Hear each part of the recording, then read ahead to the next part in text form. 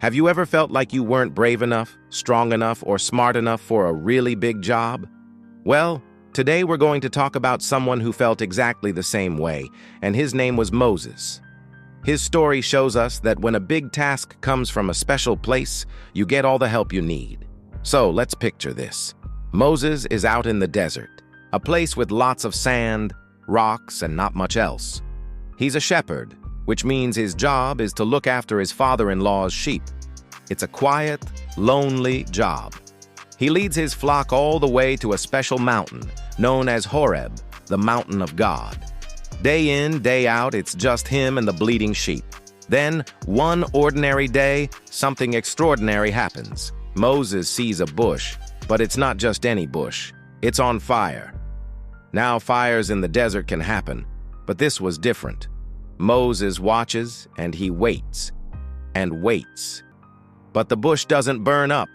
The leaves aren't turning to ash. The branches aren't getting smaller. It's just burning and burning, bright and fiery, but completely unharmed. Moses thinks, wow, I have to go see this strange sight. Why isn't this bush burning away? As a curious person, he couldn't just walk by. He had to get a closer look. So he walks towards the amazing, unburning bush.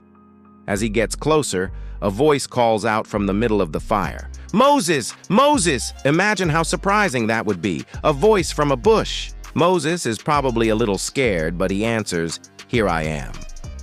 The voice then says, do not come any closer. Take off your sandals, for the place where you are standing is holy ground. The voice identifies itself. I am the God of your father, the God of Abraham, the God of Isaac, and the God of Jacob. This was the God of his ancestors, the God he had heard stories about his whole life. Hearing this, Moses was so filled with awe that he covered his face. He was afraid to look at God. Then God explains why he has appeared to Moses. He says he has seen the suffering of his people, the Israelites, in Egypt. They were being treated very badly, forced to work as slaves. God heard their cries for help and decided it was time to rescue them. He promised to lead them out of Egypt and into a wonderful new home, a land flowing with milk and honey, which means a land that is fertile and full of good things. And here's the big moment. God looks at Moses and says, so now, go. I am sending you to Pharaoh to bring my people, the Israelites, out of Egypt. Wait, what? Moses, the humble shepherd, is being asked to go to Pharaoh, the most powerful king in the world, and demand he let all his slaves go free? This was a huge, almost impossible mission. Moses is completely stunned. He immediately starts making excuses. He says to God, who am I that I should go to Pharaoh and bring the Israelites out of Egypt? He felt small, unimportant, and definitely not the right person for the job.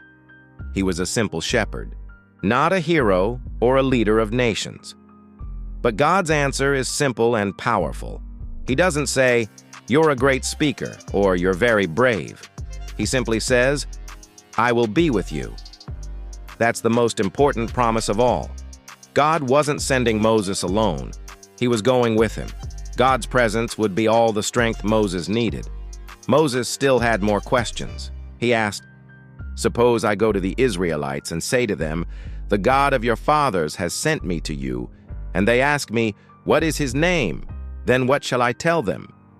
God gives Moses his special name, a name that shows his eternal nature. He says, I am who I am. This is what you are to say to the Israelites. I am has sent me to you.